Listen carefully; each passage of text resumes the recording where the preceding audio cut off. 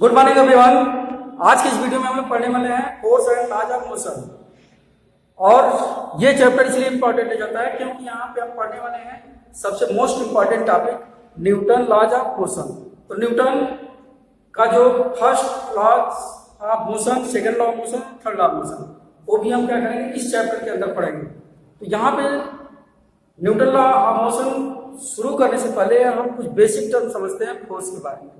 तो फोर्स क्या होता है आपको पता है कि पुश और पुल, ये क्या होता है फोर्स। अब जो इसके फोर्स के इफेक्ट्स होते हैं क्या क्या होते हैं। फोर्स किसी भी अगर जो कोई भी ऑब्जेक्ट मोशन में है तो उसके डायरेक्शन को क्या करेगा, चेंज कर सकता है। यानी कोई बॉल आ रही है और उसको हमने टच कर दिया तो फोर्स लगाया उस पर तो उसका डायरेक्शन क्या होगा, चेंज हो गया। फोर्स क्या कर सकता है कि shape and size, change the shape and size, shape और साइज को चेंज कर सकता है। यानी कि अगर जो कोई बॉल है उसको हम फोर्स लगाते हैं, उस पर एग्जर्ट करते हैं तो उसका शेप और साइज क्या होगा, चेंज होगा। अगर जो कोई भी ऑब्जेक्ट रेस्ट में है तो उसमें हम क्या ला सकते हैं, मोमेंट। अगर जो जैसे बुक है और बुक पे हमने क्या किया, इस पे फोर्स एग्जर्ट कर दिया तो इसमें क्या आ गया, मोमेंट यानी मोशन। क्लियर है। तो इफेक्ट्स ऑफ द फोर्स यानी कि डायरेक्शन चेंज कर सकता है और जो स्पीड है किसी भी ऑब्जेक्ट का उसको क्या कर सकता है, डिक्रीज कर सकता है। तो बहुत सारे जो है इसमें इफेक्ट्स होते हैं फोर्स के। अब पढ़ते हैं कि फोर्स कितने टाइप्स होते हैं। तो फोर्स आपको क्लियर है कि फोर्स जो होता है दो तरह से होते हैं। फर्स्ट जो होता है बैलेंस्ड फोर्स। तो बैलेंस फोर्स क्या होता है कि अगर जो कोई भी ऑब्जेक्ट है और उस पर जितने भी फोर्स एग्जर्ट हो रहे हैं, यानी कि जितने फोर्स लग रहे हैं सब रिजल्टेंट फोर्स निकाला जाए तो वहां पर उसकी वैल्यू क्या हो जाएगी, जीरो हो जाएगी। जैसे हमने यहाँ पे ऑब्जेक्ट लिया, इधर फोर्स F1 लग रहा है और इधर F2। तो यहां पे अगर जो फोर्स इक्वल हो गया यानी इक्वल अमाउंट में फोर्स यहां पे लग रहे हैं F1 और F2, यानी F1 equal to F2 equal amount. तो इस तरह का जो फोर्स होगा ये फोर्स क्या होगा, बैलेंस्ड फोर्स। दूसरा क्या होता है कि अनबैलेंस्ड फोर्स। क्या होता है कि अगर जो फोर्स इस पे जितना लग रहा है F1 F2 से ग्रेटर है, यानी कि इधर का force F1 greater than F2, यानी जितने अमाउंट में फोर्स लग रहा है इधर F2 से क्या है, ग्रेटर है। तो यहां पे जो इस तरह का फोर्स होगा ये क्या होगा, अनबैलेंस्ड, या F1 less than F2। Clear है। इस तरह के फोर्स क्या हो जाएंगे, अनबैलेंस्ड फोर्स। यानी कि अगर जो फोर्स जो अप्लाई हो रहे हैं, एग्जर्ट हो रहे हैं, तो यहां पे F1 ग्रेटर देन F2 या F1 लेस देन F2। तो इस तरह का फोर्स क्या हो जाएगा, अनबैलेंस्ड फोर्स होगा। अगर जो इक्वल अमाउंट में लग रहा है तब फोर्स क्या होगा, बैलेंस फोर्स होगा। अब चलते हैं न्यूटन्स लॉज ऑफ मोशन। अब यहां पे बात करते हैं first law of motion. Newton का जो फर्स्ट लॉ ऑफ मोशन है क्या होता है कि अगर जो कोई भी ऑब्जेक्ट स्टेट में है यानी कि रेस्ट में है तो रेस्ट में ही बना रहना चाहिए। अगर जो मोशन में है तो मोमेंट ही करेगा, यानी कि मोशन नहीं रहेगा। कब तक, जब तक उस पर कोई एक्सटर्नल फोर्स अप्लाइड नहीं होता है। क्लियर है। यानी कि कोई भी ऑब्जेक्ट अगर स्टेट में है, रेस्ट में है तो रेस्ट में रहेगा। अगर जो मूवमेंट कर रहे हैं यानी कि उसमें मोशन है तो मोशन में ही रहेगा।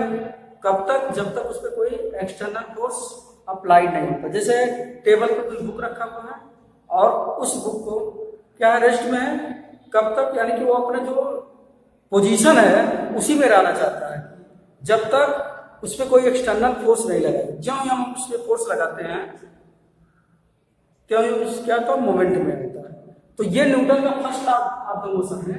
और ये जो टेंडेंसी होती है इनर्शिया के कारण होती है। इसके बहुत सारे एग्जाम्पल हैं, जैसे इनर्शिया ऑफ रेस्ट।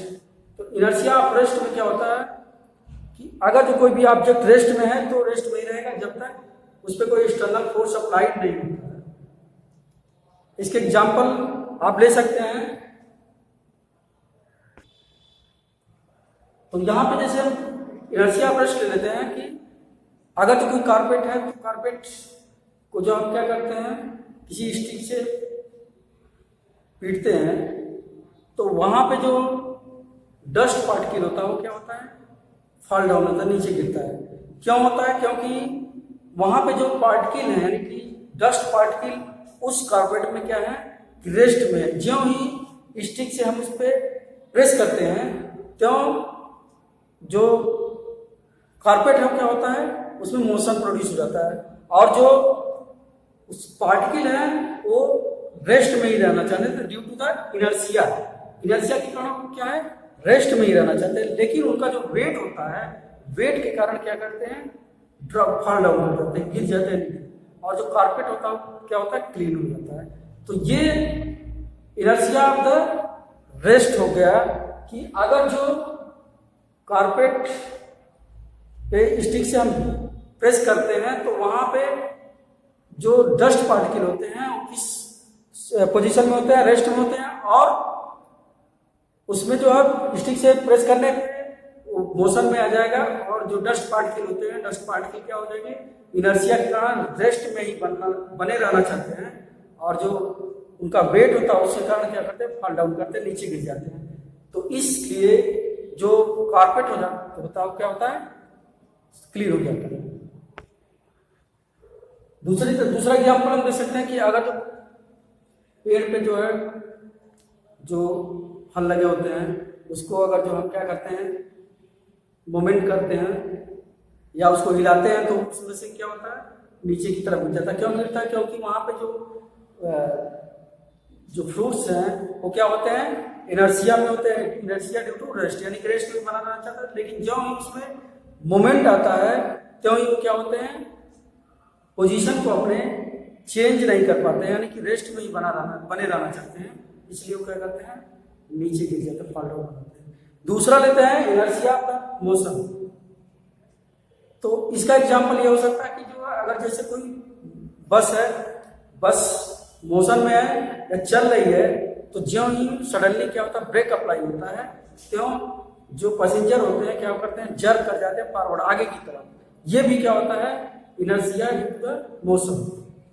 अब चलते हैं second law of the motion. तो second law of the motion Newton का सेकंड, अब शुरू करते हैं न्यूटन का सेकंड लॉ ऑफ मोशन। तो second law of motion Newton का शुरू करने से पहले हम थोड़ा सा मोमेंटम के बारे में जान लेते हैं कि मोमेंटम क्या होता है। अब मोमेंटम आपको क्लियर है कि the product of the mass and velocity, यानी कि मोमेंटम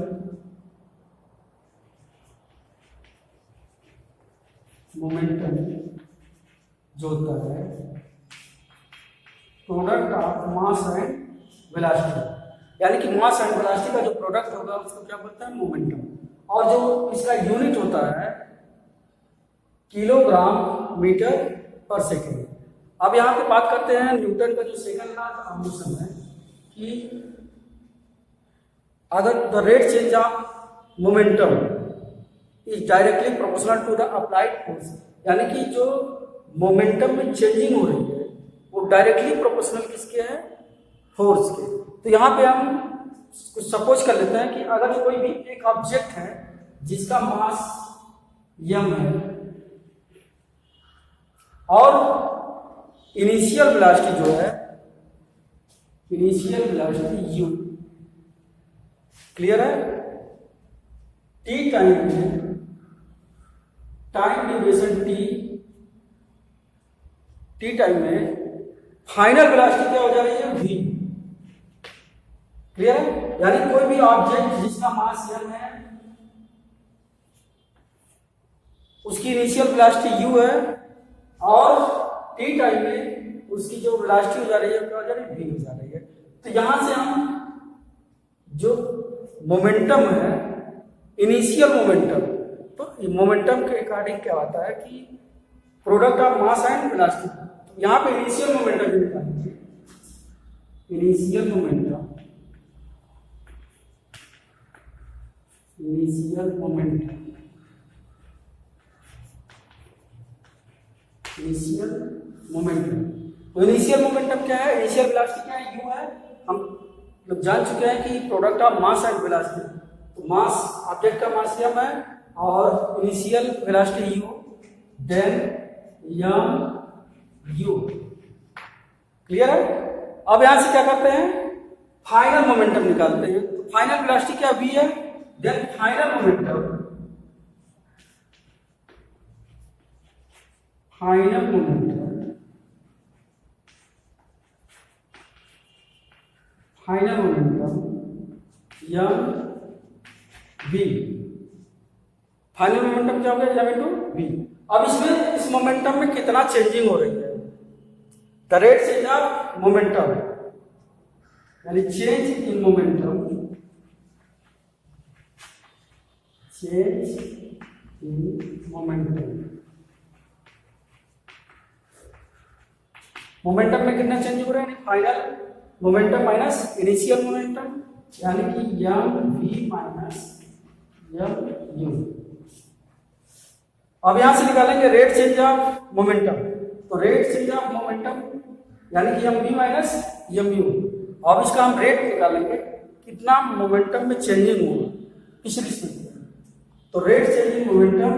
और न्यूटन के अकॉर्डिंग जो सेकंड लॉ ऑफ मोशन है कि rate change in momentum is directly proportional to the applied force, यानी F directly proportional to the rate change in momentum. ठीक है। तो rate change in momentum find करने के लिए क्या होगा कि फाइनल मोमेंटम कितना m v और इनिशियल मोमेंटम m u, तो रेट चेंज क्या हो जाएगा, यानी कि यहां से हम क्या करेंगे, प्रोपोर्शनल की साइन हटाएंगे तो कांस्टेंट होगा, तो F इक्वल टू k, और जो चेंज इन मोमेंटम है रेट चेंज, तो m v minus m u, और किसके रिस्पेक्ट में हो रहा है, टाइम के रिस्पेक्ट में हो रहा है, तो m v minus m u by t। Clear है। तो यहां से जो फोर्स हो गया F इक्वल टू के, और मास ऑफ द ऑब्जेक्ट क्या सेम है, कॉमन ले सकते हैं, तो m v minus u by t। Clear है। और इसको हम लिख सकते हैं k इक्वल टू के m v minus u by t, यानी कि acceleration change in velocity by time taken है, v minus u by t, ये क्या होगा, एक्सीलरेशन होगा, तो m इंटू a। क्लियर। अब यहां से जो फोर्स होगा F equal to k into m into, अब k की वैल्यू अगर 1 ले लेते हैं तो F equal to m into a। ये फोर्स का जो है फार्मूला, यानी कि force equal to mass into acceleration. तो यहाँ पे फोर्स आपको क्लियर हो चुका है, हाँ फोर्स क्या होता है, मास इंटू एक्सीलरेशन, और जो यूनिट ऑफ द फोर्स होता है, यूनिट ऑफ फोर्स क्या होगा, न्यूटन। तो ये था न्यूटन का सेकंड लॉ ऑफ मोशन। तो न्यूटन का सेकंड लॉ ऑफ मोशन के अकॉर्डिंग क्या होगा कि rate change in momentum is directly proportional to the applied force, यानी जो फोर्स अप्लाई हो रहा है वो डायरेक्टली प्रोपोर्शनल किसके होगा, रेट चेंज इन मोमेंटम। और मोमेंटम में कितना चेंजिंग होगा, रेट चेंज मोमेंटम। तो कैसे फाइंड कर सकते हैं, यहाँ पे हम क्या करेंगे, इनिशियल मोमेंटम निकालेंगे। तो मोमेंटम का जो फार्मूला होता है, प्रोडक्ट मास इंटू वेलोसिटी, यानी कि m into v, product of mass into velocity. और यहाँ से जो इनिशियल मोमेंटम होगा, इनिशियल मोमेंटम यानी कि कोई भी ऑब्जेक्ट अगर जो उसका मास m है, इनिशियल वेलोसिटी u है, और t टाइम में इसकी फाइनल वेलोसिटी क्या हो जाएगी, v हो जाएगी। तो यहाँ से इनिशियल मोमेंटम यानी कि u पे निकालेंगे, इनिशियल वेलोसिटी u है तो m into u, final velocity का जो v है तो m into v final momentum, और टाइम अगर जो t है तो उस रिस्पेक्ट में चेंज इन मोमेंटम में कितनी चेंजिंग हो रही है, तो final momentum minus initial momentum, तो फाइनल मोमेंटम क्या है m इंटू v और इनिशियल मोमेंटम जो है m इंटू u, दोनों का डिफरेंस यानी कि चेंज इन मोमेंटम और जो फोर्स अप्लाई हो रहा है directly proportional to the rate change in momentum, यानी f इक्वल टू प्रोपोर्शनल की जगह पे कांस्टेंट लेते हैं तो m v minus m u by t, m common ले लेंगे तो यहाँ पे बचेगा v minus u by t, और v minus u by t जो होगा वो क्या हो जाएगा एक्सीलरेशन, क्या होगा acceleration, k equal to m into a, और ये k जो होगा वो क्या होगा कांस्टेंट होगा, अगर जो k की वैल्यू 1 ले लेते हैं 1 तो m इंटू a, तो ये क्या हो गया force equal to mass into acceleration, यानी कि the product of mass into acceleration equal to force, और unit of the force Newton. तो नेक्स्ट वीडियो में फिर मिलते हैं न्यूटन के थर्ड लॉ ऑफ मोशन के साथ। Thank you.